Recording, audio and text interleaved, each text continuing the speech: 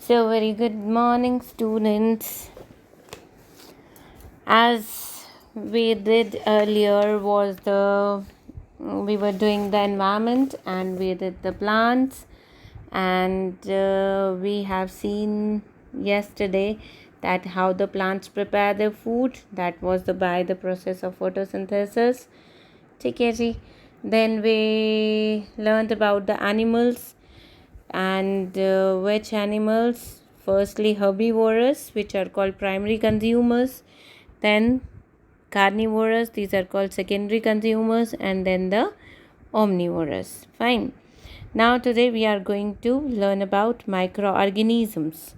Microorganisms, firstly, we should learn that why we call them microorganisms. These organisms are so small that they cannot be seen by naked eyes. Means ये micro organisms इतने छोटे होते हैं कि उनको हम necked आई से नहीं देख सकते. ठीक है, जैसे आपको कहते हैं अपने हैंड्स वॉश करके आप खाना खाएंगे या कुछ भी करेंगे तो हैंड वॉश करेंगे, बाहर से आएंगे तो हैंड वॉश करेंगे. What for washing? What for we have to wash? हमें क्या करना है, क्यों वॉश करना है? बिकॉज हमारे हैंड्स पे हम अपने हैंड से बाहर कुछ भी टच करते हैं.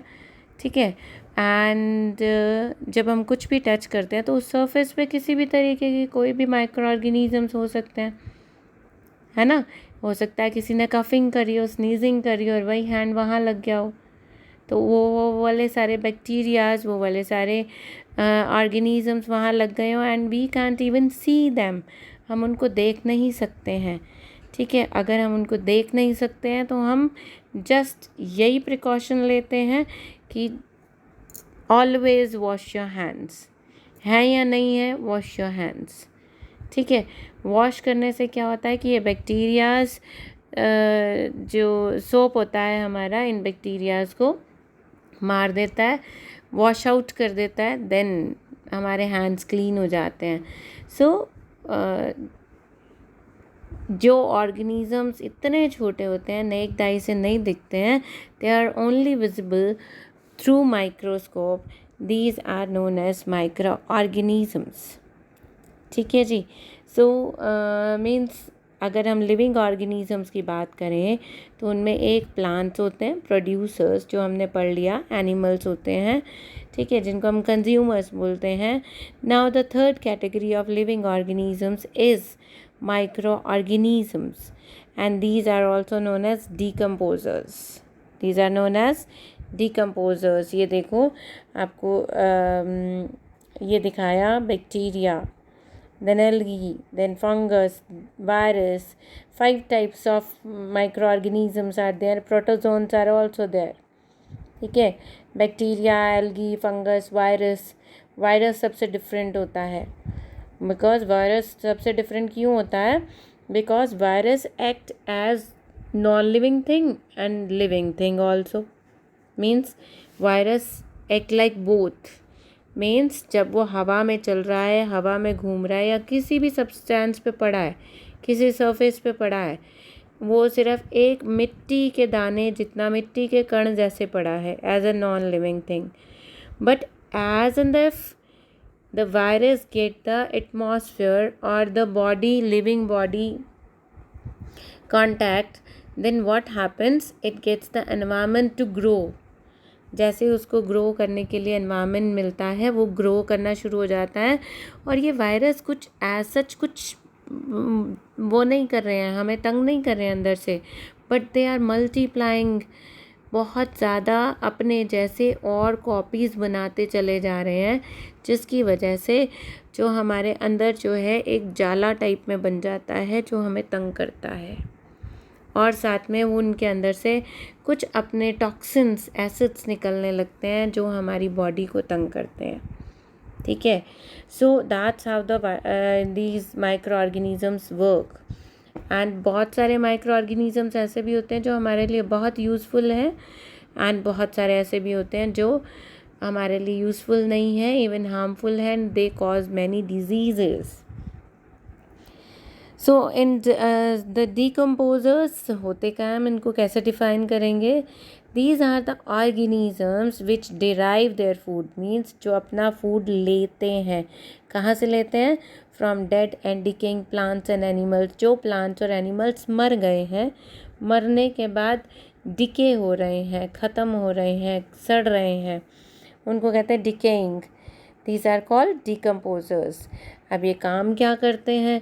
Decomposers break down the dead and decaying plants and animals, जो प्लांट्स और एनिमल्स की जो बॉडी होती हैं उनको तोड़ते हैं और तोड़ तोड़ के बहुत बारीक बना लेते हैं अपने जैसे, और वो मिनरल्स में उनको तोड़ देते हैं एंड उन मिनरल्स को सॉइल, वो मिनरल फिर कहाँ जाएंगे? सॉइल में मिक्स हो जाएंगे।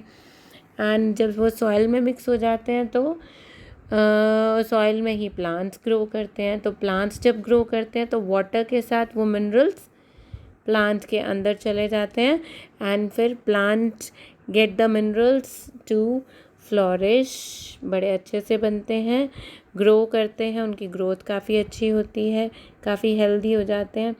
ठीक है।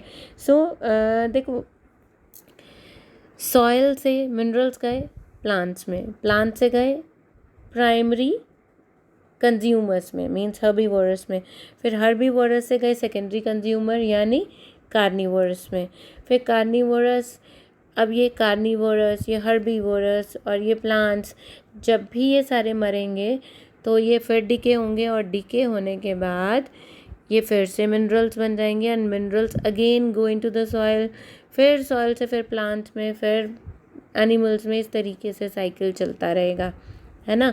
तो जो ये मिनरल्स का साइकिल चलता है, we call it as recycling of minerals. I hope that it is very clear to you. So देखो, अभी हमने आपको बताया कि micro organisms are of 5 types: fungus, bacteria, algae, protozoans and virus. ठीक है, वायरस से you are very much familiar of this word virus. But जो डिकम्पोजर्स होते हैं ना, मीन्स जो डेड एंड डिकेइंग बॉडीज़ को जो डिके करते हैं, जो ब्रेक डाउन करते हैं, जो तोड़ते हैं, वो सिर्फ 2 तरीके के माइक्रो ऑर्गेनिजम्स होते हैं, that is the fungus and the bacteria. Means algae, protozoans and virus ये डिकम्पोजिशन का काम नहीं करते हैं। फाइन। सो जो माइक्रो ऑर्गेनिज्म जो डिकम्पोजिशन में हेल्प करते हैं, these are only fungus and bacteria. ठीक है जी। So these are so small that they cannot be seen with the naked eyes. That's why they are called microorganisms. Fine. So this was the decomposers, and decomposers आपने देखे हुए हैं, आपको पता है?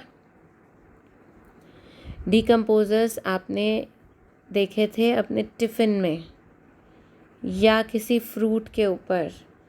Means कोई भी फ्रूट या आपके टिफ़िन में जो रोटी रह जाती है, कुछ भी खाने को रह जाता है और उसके ऊपर कुछ कॉटन जैसी वाइट ब्लैक सी ग्रोथ हो जाती है, वो होती है फंगस। ठीक है, आपकी बुक में भी ये स्ट्रॉबेरी पे फंगस दिखा रखी है। और अब जो मौसम आ रहा है, इस मौसम में माइक्रो ऑर्गेनिजम्स को बहुत फेवरेबल कंडीशंस मिलेंगी ग्रो करने के लिए। सो आपको कई बार ऐसे फंगस और बैक्टीरिया देखने को मिलेंगे जो ग्रुप में होते हैं, तो हमें इस तरीके से विजिबल होते हैं, बट स्टिल वो आपको चलते हुए या कुछ करते हुए दिखाई नहीं देंगे, बस उनकी एक ग्रोथ दिखाई देगी। ठीक है जी। Now we are coming on scavengers. Scavengers भी डेड एंड डिकेइंग एनिमल्स पे फीड ऑन करते हैं, but why these are called scavengers? Because these are big animals and big birds. Big means what I mean for big. Big means they are easily visible.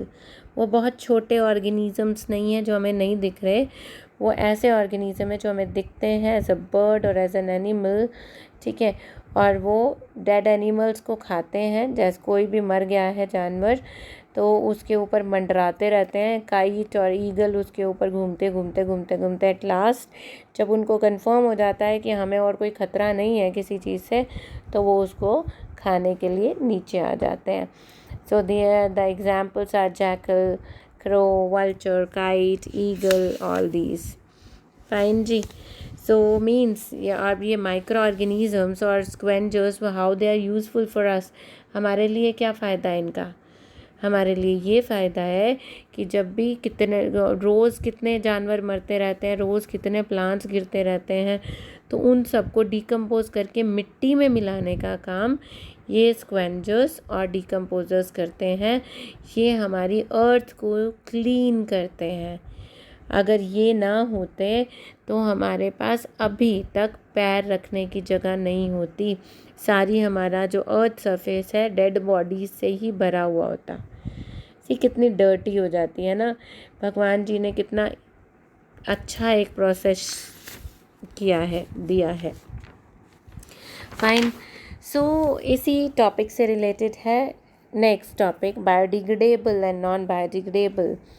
सो इससे पहले आपकी 2 activities हैं. You have to do this in the book. Activity number 1, और इसमें कुछ animals दे रखे हैं. You have to put in 3 groups. Means herbivorous अलग लिखने हैं, कार्निवोरस अलग एंड ओमनीवोरस अलग. And I hope that you all know about these and you can easily do this activity. Activity 2 will take some time. आपने 3 चीज़ें ली, newspaper, cloth का piece और plastic bag. आपने उसको मिट्टी में मिक्स कर दिया and you have to see it after few days. So it will take some days. तो आज ही रख देंगे तो आपको कुछ पता चल जाएगा. वैसे पता वही चलेगा जो आपको पता है. अगर हम रख देंगे देन जैसे मैंने क्लास में पूछा था और काफ़ी बच्चों को पता था, यू नो दैट कि पेपर बहुत जल्दी मिट्टी में मिल जाएगा. क्लोथ फटी हालत में मिलेगा, इतनी जल्दी नहीं मिलेगा. ठीक है, it will take some time. And जो प्लास्टिक बैग है वो आपको एज इट इज़ मिलेगा, because plastic can not be decomposed by the decomposers. जो माइक्रो ऑर्गेनिजम्स हैं वो प्लास्टिक को नहीं तोड़ सकते. क्यों नहीं तोड़ सकते? क्योंकि प्लास्टिक जो है वो आर्टिफिशियल मैन मेड थिंग है. ठीक है, आर्टिफिशियल पॉलीमर है जो डिकम्पोज नहीं होता है. फाइन जी. सो बायोडिग्रेडेबल इसी से आया है, ऐसी चीज़ें जो डिग्रेड हो सकें. तो कौन सी चीज़ें डिग्रेड होंगी? जो लिविंग होंगी. ठीक है, सो ऐसी लिविंग चीज़ें जो डिग्रेड हो सकती हैं, मींस डिकम्पोज हो सकती है, मींस मिट्टी में मिल सकती हैं, जिनको माइक्रो ऑर्गेनिज्म तोड़ तोड़ के मिनरल्स बना सकते हैं, उनको हम कहते हैं बायोडिग्रेडेबल. फाइन. सो पेपर या क्लोथ या किचन वेस्ट या पील ऑफ्स या कोई भी आपके छिलके हैं, वेजिटेबल पील ऑफ्स है, फ्रूट पील ऑफ है, ये सारे जो है डिकम्पोज हो जाते हैं ईज़िली. ठीक है. सो कंपोस्ट जो बनती है वो इसी से बनती है. कंपोस्ट क्या है? हम क्या करते हैं, बहुत सारा किचन वेस्ट हो गया या सूखी हुई पत्तियाँ हो गई या कुछ भी ऐसा जो गार्डन में लिविंग जो डेड हो चुका है, उसको हम एक पिट बनाते हैं. पिट मतलब एक गड्ढा खोदते हैं और उसमें हम वो सारी चीज़ें डाल देते हैं. साथ में थोड़ी सी सॉइल डाल देते हैं. तो सॉइल के अंदर जो माइक्रो ऑर्गेनिज्म है वो सारी चीज़ों को ब्रेक डाउन करेंगे and then after few days they will convert that kitchen waste into the compost. Compost means खाद. और यही खाद अगर हम अपने गार्डन में या अपने फील्ड में डालेंगे, सो it is very nutritious for the plants. हमें बाहर से कुछ केमिकल डालने की ज़रूरत नहीं पड़ेगी. I hope that I am clear. Then this was biodegradable and now we are going to talk about non-biodegradable.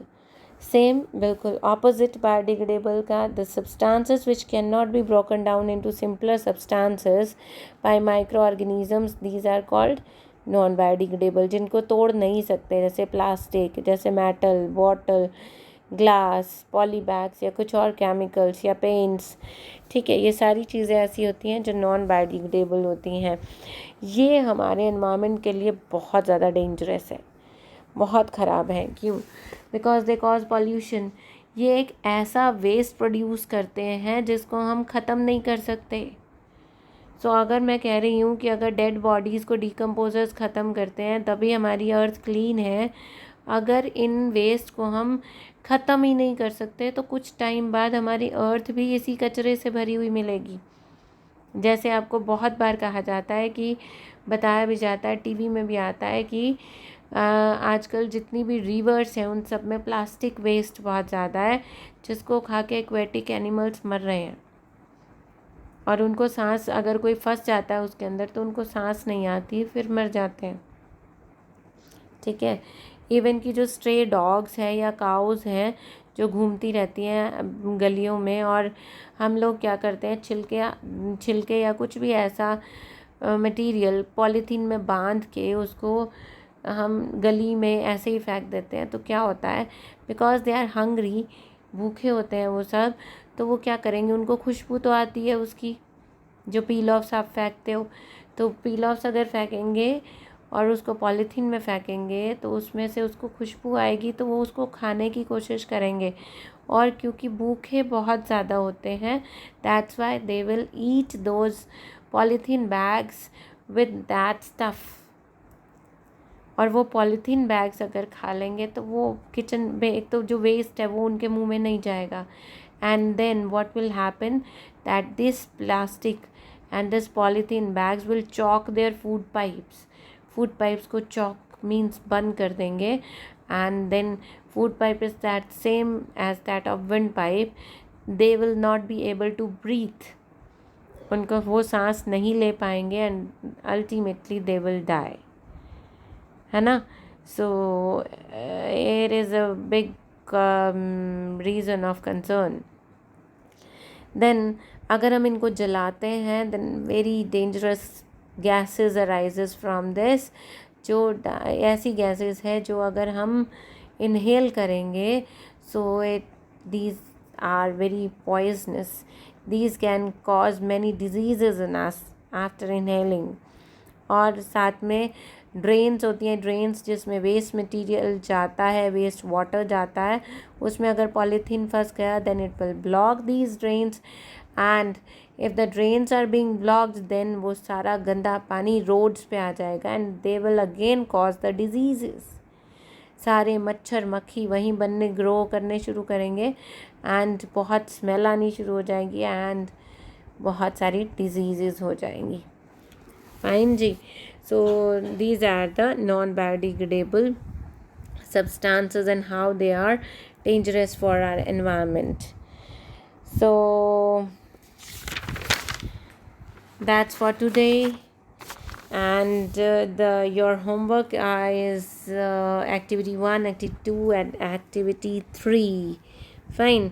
हाँ, one more thing was there, that was the vermi composting. Same जो आपने kitchen waste बनाया था ना, compost की जो हम बात कर रहे थे, उसी में अगर हम वॉर्म्स ऐड कर देंगे, केचुए, अर्थ वॉर्म जिसको बोलते हैं, रेड वॉर्म्स भी होते हैं, वो वाइट वॉर्म्स भी होते हैं, तो अगर हम वो केचुए ऐड कर देंगे तो उनकी बॉडी में कुछ ऐसा स्पाइरल सिस्टम होता है कि वो जो खाते जाते हैं ना, वो उनकी बॉडी में से एक स्प्रिंग के, यूँ लगता है स्प्रिंग के अंदर से निकलता जा रहा है वो वेस्ट। ठीक है, वो ऐसे छोड़ते हैं और उससे जो वो वेस्ट निकलता है that is full of minerals. So उससे जो कंपोस्ट बनती है उसको हम बोलते हैं vermi composting. So it is an excellent nutrient rich organic fertiliser and soil conditioner. ये होते हैं अर्थ वॉर्म्स जो आपको दिखाई दे रहे हैं। ठीक है, और ये कंपोस्ट बनाने के प्रोसेस को भी बहुत हेस्टन मीन्स बढ़ा देते हैं, जल्दी कर देते हैं। ठीक है, और अगेन ये होगा क्या, किस कौन से और सब्सटेंसेस का, yes, only biodegradable waste. Fine. So this is the modern technique of making compost for organic farming. आजकल बहुत सुनते हो आप कि ये ऑर्गेनिक सब्जी है ना, ये ऑर्गेनिक वीट है। सो ये ऑर्गेनिक वीट मीन्स इस तरीके से डलिए, इसके अंदर केमिकल्स नहीं हैं। So thank you very much. Have a very nice day and stay safe. Don't go outside. This is the high time and peak time of corona. So have precautions and be at home. Thank you very much. कल मिलते हैं and read these 3 pages. Fine? This is your homework.